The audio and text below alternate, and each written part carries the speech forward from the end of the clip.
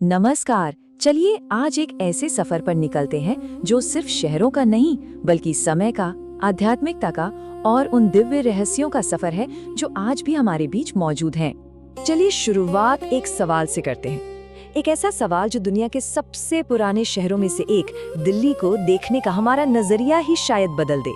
जरा सोचिए कि इस भागती दौड़ती आधुनिक दिल्ली की सड़कों के ठीक नीचे इंद्रप्रस्थ की वो प्राचीन वो पवित्र भूमि बसी हो। जी हाँ, ये वही धरती है जिसके चप्पे चप्पे पर महाभारत के महानायकों यानी पांडवों ने राज किया था। आज की हमारी ये पूरी पड़ताल इन्हीं में से कुछ रहस्यों से पर्दा उठाने की कोशिश है। तो चलिए इस यात्रा की शुरुआत करते हैं। तो ये है हमारी तीर्थ यात्रा का एक तरह से नक्शा। हम दिल्ली के दिल से शुरुआत करेंगे और पवित्र गंगा के तट तक का सफर तय करेंगे। हमारा सफर शुरू होता है दिल्ली की उस गहरी आध्यात्मिक नींव से जिसे हम इंद्रप्रस्थ की भूमि के नाम से जानते हैं।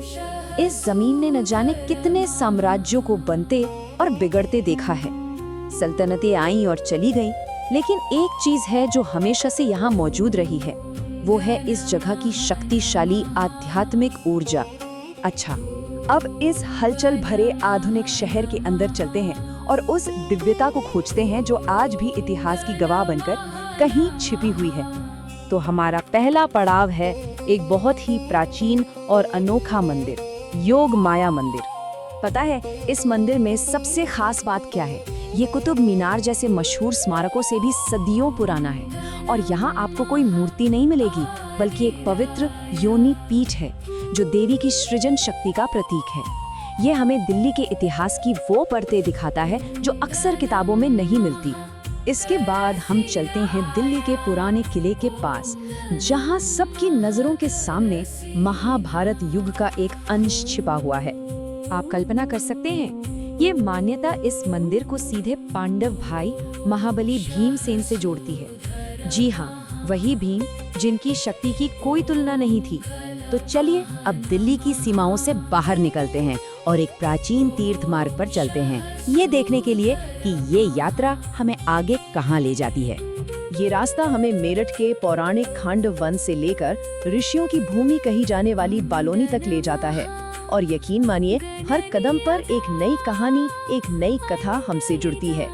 जरा सोचिए, एक ही रास्ते पर हम महाभारत काल के खांडव वन से गुजर रहे हैं, फिर रामायण काल से जुड़े महर्षि वाल्मीकि के आश्रम पहुंचते हैं, और फिर उस मंदिर में जहां माना जाता है कि कभी रावण ने पूजा की थी। ये तो जैसे इतिहास की परतों को अपनी आंखों से देखने जैसा है। और अब हम पहुंचते हैं अपनी कहानी के बिल्कुल केंद्र में, एक ऐसा नाम जो आज भी इतिहास में गूंजता है, हस्तिनापुर। हाँ, यही वो जगह थी, वो राजनीतिक और सांस्कृतिक केंद्र जहां से महाभारत की पूरी महागाथा ने जन्म लिया। हर फैसला, हर वचन, हर संघर्ष, सबकी जड़ें यही थीं। और देखिए, हस्तिनापुर की यही तो खासियत है, ये एक संगम है। हिंदुओं के लिए ये पांडवों की राजधानी है, तो वहीं जैन धर्म के लिए भी ये तीन तीर्थंकरों की पवित्र भूमि है। एक ही धरती पर आस्था के दो इतने महान प्रवाह। हमारी इस तीर्थ यात्रा का समापन होता है सबसे पवित्र नदी यानी माँ गंगा के तट पर। ये गढ़मुक्तेश्वर है, अपार आस्था और विश्वास का स्थान। यहीं पर पवित्र नदी के शुद्ध करने वाले जल में ये यात्रा अपनी पूर्णता पाती है। जब हम इस पूरे सफर के बारे में सोचते हैं तो एक बात साफ हो जाती है, ये जगहें सिर्फ भूगोल का हिस्सा नहीं है, ये कुछ और है। हम जिन भी जगहों से गुजरे, वहाँ का हर एक पत्थर, हर एक कण प्राचीन कथाओं और महाकाव्यों की एक जीती जागती लाइब्रेरी है। ये जगहें, ये मंदिर रहस्यों के रखवाले हैं। ये हमें एक पल रुककर सोचने पर मजबूर करते हैं और हमारे अंदर एक आश्चर्य की भावना जगाते हैं।